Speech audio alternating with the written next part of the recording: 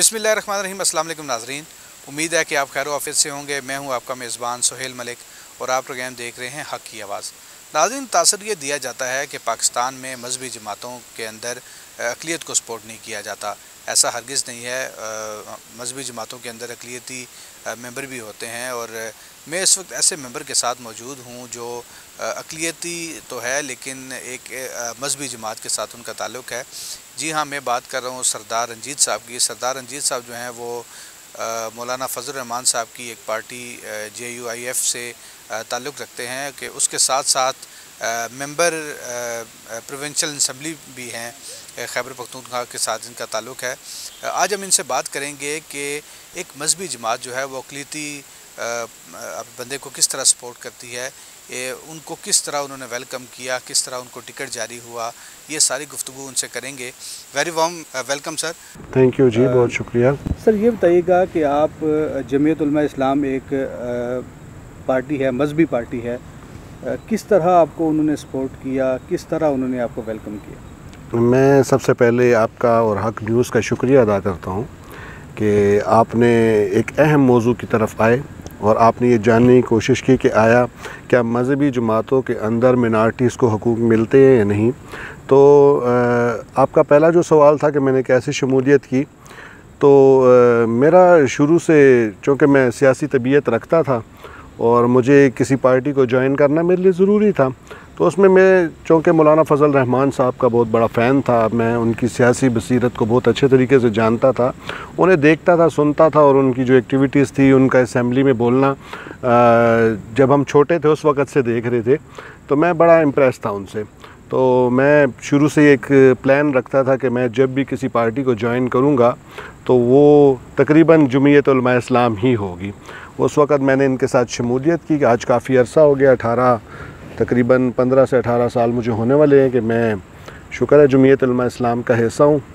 और आपका सवाल था कि आपने कैसे जाके शमूलियत की, तो वो भी मैं क्लियर कर दूँ कि मेरा ताल्लुक़ ज़िला कोहाट से है और हमारे वहाँ एक मदरसा था जिनके अमीर अभी मौलाना अब्दुल रहीम साहब हैं।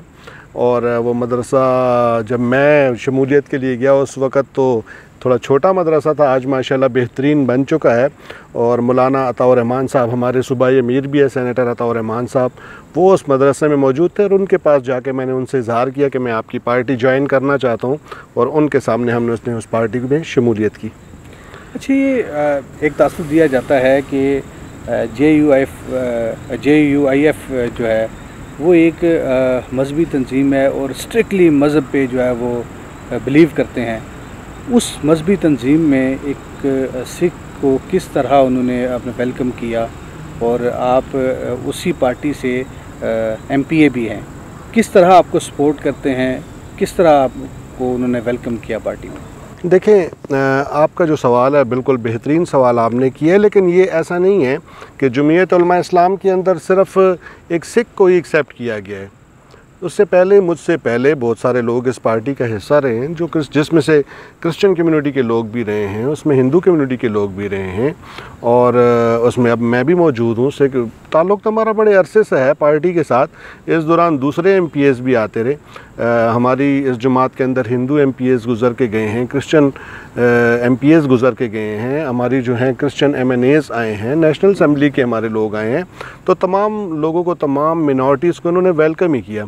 दूसरी बात आ जाती है, लोगों के जहन में ये बहुत बड़ा सवाल होता है कि चूँकि ये एक मजहबी जमात है और मजहबी जमात के अंदर शायद इनको उस तरह रिस्पेक्ट नहीं दी जाती होगी, लेकिन मैं आपको ये बात बहुत क्लियर कर देना चाहता हूँ कि जमीयत उलमा इस्लाम एक ऐसी पार्टी है जिसमें हमें मुकम्मल पार्टी के हवाले से इज़्ज़त भी मिलती है और हमारी जो सोचा जाता है ना कि ये मजहबी जमात है तो इनके लिए यहाँ पे कुछ मजहबी हवाले से ममानियत होगी, कुछ नहीं, कभी हमने ऐसी चीज़ कोई हमारे सामने नहीं आई।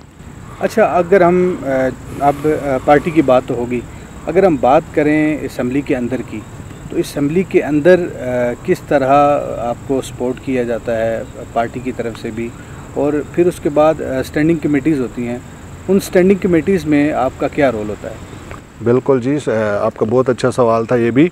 असम्बली तो देखें, असम्बली तो हम MPAs हैं और वो सबकी असम्बली है, वो किसी एक मेंबर के लिए नहीं है, चाहे वो मेजॉरिटी के चाहे मिनॉरिटी के। वहाँ पे सबको हकूक़ हासिल ज़रूर होते हैं और हम अब भी अपना किरदार अदा करते हैं, बल्कि सभी लोग आपके मीडिया के तवसत से हमें देखते रहते हैं कि हम अपने पॉइंट्स उठाते हैं। और कई दफ़ा ऐसा हुआ जिसमें मेरे बहुत सारे एतराज़ात आए, लेकिन एतराज़ात के अंदर मेरी पार्टी ने मुझे बेहतरीन सपोर्ट भी किया। या अगर आपको मैं कुछ दिन पहले का वाक़या याद दिलाऊं, जब मैं रहीम यार ख़ान मंदिर के हवाले से बात करना चाह रहा था और हमारे डिप्टी स्पीकर महमूद जान साहब मुझे बोलने के लिए नहीं छोड़ रहे थे वहाँ पे, हालांकि वो जानते थे, वो चले वो उनकी अपनी एक सोच थी कि वो अपोजिशन के एक मेंबर को नहीं बोलने दे रहे थे। उस वक़्त ये नहीं था कि वो मुझे नहीं बोलने दे रहे, वो अपोजिशन के मेंबर को नहीं बोलने दे रहे थे। वो चाहते थे कि कोई हुकूमती MPAs उठें और वो बात करें, अपोजिशन के लोग ना बात करें। तो उस वक़्त मुझे बहुत अच्छा लगा कि मेरी पार्टी ने क्या, दीगर पार्टियों ने भी मुझे सपोर्ट किया और उन्होंने उस वक़्त वहाँ से वॉकआउट किया। अपोजिशन के जितने लोग थे वो सब बाहर चले गए असम्बली को छोड़ कर के, अगर आप रंजीत सिंह को बोलने नहीं देंगे तो हम असम्बली से वॉकआउट करते हैं। ये उनका, मैं आज भी उनका आपके तवसत से उनका शुक्रिया अदा करता हूँ। सेकेंडली, हाँ, कुछ गिले शिकवे हमारे होते हैं, स्पीकर साहब से भी होते हैं। मैं इस फ्लोर के ऊपर बात भी कर चुका हूँ कि स्टैंडिंग कमेटियाँ बनाई गई तो आया क्या मिनॉरिटी में से कोई बंदा इस काबिल नहीं था कि किसी एक स्टैंडिंग कमेटी का चेयरमैन मिनॉरिटीज़ में से भी होता। इसी तरह मेरे कई दफ़ा गिले शिकवे आते हैं इनसे कि 11 अगस्त का दिन होता है, अगर असम्बली चल रही हो तो ऐसे दिन में एक दिन के लिए किसी मिनॉरिटी के मेंबर को सीट शेयर करने के दिया जाए तो एक अच्छा पैगाम जाता है, बाहर ममालिक में भी एक अच्छा पैगाम जाता है। तो उस चीज़ को तो मैं ये कहूँगा कि शायद इग्नोर कर दिया जाता है, या शायद वो दिन कभी कभार ऐसा भी होता है असम्बली नहीं होती।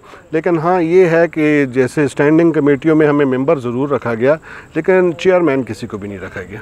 अच्छा, ये बताइएगा कि एक वीडियो पिछले दिनों आपकी एक वायरल हुई, आप असम्बली में रिक्शे पे चले गए। क्या गाड़ी नहीं थी आपके पास या क्या माजरा क्या था ये? देखिए जी, मैं फ़र्स्ट ऑफ़ ऑल तो ये मेरा एहतजाज भी था, मुझे अपना एहतजाज रिकॉर्ड करवाना था, और दूसरा लोगों के लिए एक पैगाम भी था इसमें कि हम अपनी आवाम को ये बताना चाहते थे कि जिस महंगाई के इस दौर में जो मौजूदा मुल्क की सूरत हाल इस हुकूमत ने कर दी है, इसमें सिर्फ आप लोग नहीं पिस रहे हैं, इसमें हम भी पिस रहे हैं। हमारे वसाइल भी अब इतने नहीं रहे। ख़ास तौर पे भी आप जानते हैं कि पिछले दिनों में पेट्रोल जितना महंगा किया गया, और ये वही मुल्क है जहाँ पे खान साहब खड़े होकर कहते थे कि पेट्रोल 68 रुपये लीटर हो गया और 90 रुपये लीटर हो गया और ये मुल्क को तबाह कर गए और ऐसा हो गया और वैसा हो गया।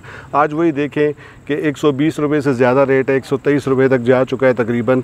इस टाइम में वो मैंने अपना एहतजाज रिकॉर्ड करवाया, मैंने रिक्शे में जाना मुनासिब समझा और वही सोशल मीडिया पे और मीडिया पे मैंने तमाम लोगों को पैगाम दिया और अपना रिकॉर्ड भी एहतजाज कराया ताकि लोगों को पता चल सके कि हाँ, इसमें आपके MPAs MNAs भी शामिल हैं जो इस महंगाई में पिस रहे हैं। अच्छा, आपने महंगाई की बात की, इसमें कोई शक नहीं कि महंगाई बहुत है।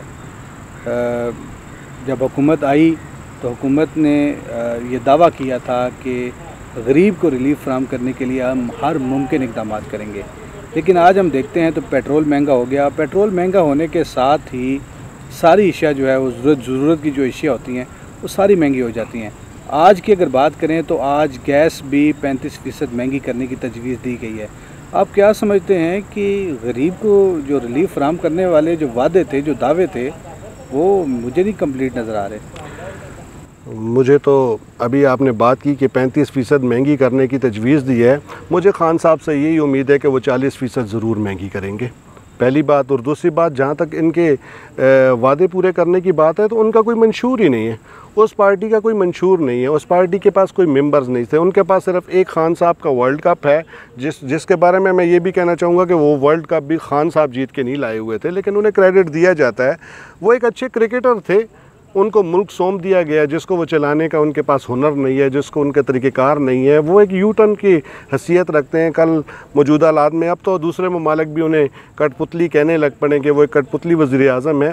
तो बस अल्लाह ही मालिक है इस मुल्क का। अब जब तक वो बैठे हैं आप भी इसमें पिसेंगे और हम भी पिस रहे हैं। अगर हम वापस आएँ अपने टॉपिक पे, क्योंकि हम अक़लियती कम्यूनिटी के बारे में हम बात कर रहे हैं, आप असम्बली में या असम्बली से बाहर आप अक़लियती कम्युनिटी या जो आपकी अपनी सरदार कम्युनिटी है उसको सपोर्ट करने के लिए किस तरह के इक़दाम कर रहे हैं? देखिए जी, मैं सिर्फ सिख कम्युनिटी के लिए नहीं बल्कि तमाम मिनॉरिटीज़ के लिए और मेजॉरिटीज़ के लिए काम करता हूँ।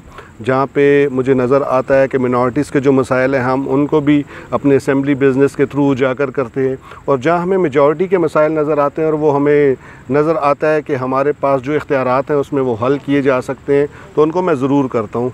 अगर हम फलाही कामों से हट के हम अगर चले जाएं और कामों की तरफ भी, तो आप देखेंगे जहां मैंने मिनॉरिटीज़ के काम किए, जहां हमने अपने मंदिर, गुरुद्वारे, चर्चेस उनके काम करवाया, वहीं पे बहुत सारे, मेरा डिस्ट्रिक्ट कोहाट है, आप वहां चले जाएंगे, आप पूछेंगे तो आपको बहुत सारी ऐसी मसाजिद भी नज़र आएंगी जिनमें मैंने अपने फ़ंड्स भी यूज़ किए, बेहतरीन काम भी किए। मीडिया पर बताने का मकसद ये नहीं था, हमने वहाँ काम किए लेकिन कभी हमने अपनी कोई बोर्ड्स नहीं लगवाए हैं, कोई नेम प्लेट नहीं लगवाए हैं, वो हमने अपने काम किए और वो उनका हक बनता था।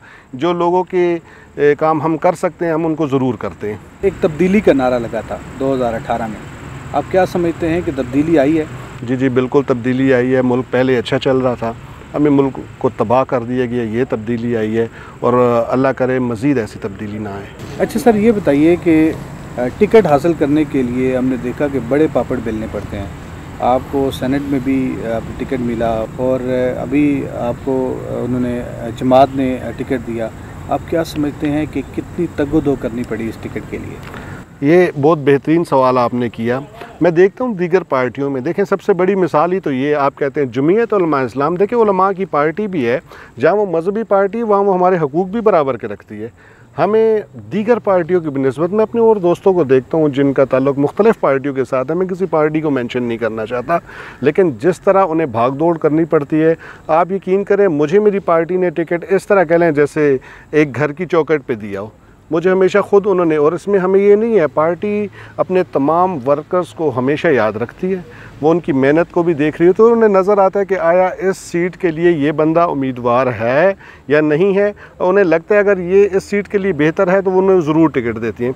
मैं आपको बताऊं 2013 का इलेक्शन था, उसमें मेरी पार्टी ने मुझे प्रायोरिटी लिस्ट में डाला, मतलब है कि उसका भी मैं टिकट होल्डर रहा। जब बल्दियात के हुए तो मुझे डिस्ट्रिक्ट जो हमारे सूबाई अमीर होते हैं और उसके बाद जो हमारे ज़िली अमीर होते हैं उन्होंने ख़ुद से मेरे नाम डाले वहाँ पर। इसी तरह पार्टी ने जो है मुझे अभी मौजूदा सेनेट के इंतखाबात में उन्होंने मुझे ख़ुद से टिकट दिया। यहाँ हमारी पार्टी के अंदर ये चीज़ें नहीं है कि आप दूसरे तरीके कार इख्तियार करेंगे, आप पार्टी आपसे कुछ डिमांड्स करेगी जिस तरह लोग और भाग दौड़ करते हैं, ऐसा नहीं है। बड़े प्यार से, हमें पता भी नहीं होता और हमें टिकट मिल जाते हैं। अच्छा, पार्टियों में टिकट हासिल करने के लिए एक ये भी होता है कि जो ज़्यादा मालदार होता है या जिसके पास ज़्यादा पैसा होता है, टिकट उसके पास जाता है। आपके पास भी कोई अच्छी खासी रकम होगी? नहीं, ऐसा तो खैर कुछ नहीं है। हम शुरू से कारोबारी लोग रहे हैं और एक छोटा मोटा कारोबार करते रहे और आज भी वो उसी तरह चल रहे हैं। हम आज भी अपना काम भी करते हैं साथ साथ।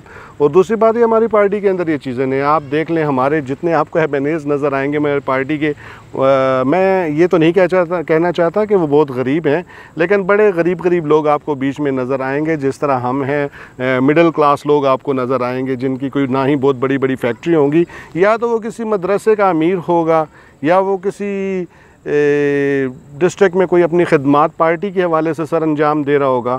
उन्हीं लोगों को चुना जाता है और उन्हीं लोगों के, हाँ वो अपने लोगों की खिदमत कर रहा हो, बस इन चीज़ों को देखते हुए और मंशूर के मुताबिक चल रहा हो, उन लोगों को फैसिलिटेट करते हैं टिकट की शक्ल में कह लें, या अगर देखा जाता है पार्टी में कि हम इस बंदे को इलेक्शन के लिए खड़ा कर रहे हैं तो हमारी जमात, हमारे जमीयत तलबा इस्लाम के बच्चे, ये सब लोग उसके लिए तगोदो करते हैं, उनको इलेक्शन जितवाने के लिए भी और उनको हर किस्म का सपोर्ट करने के लिए।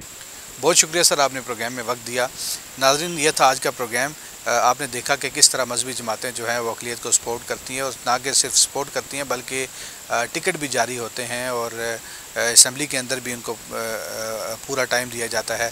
यह था आज का प्रोग्राम। अगले प्रोग्राम में हम एक नए टॉपिक के साथ आपकी खिदमत में हाजिर होंगे। तब तक के लिए अपने मेज़बान सुहेल मलिक को इजाज़त दीजिए। अल्लाह हाफिज़।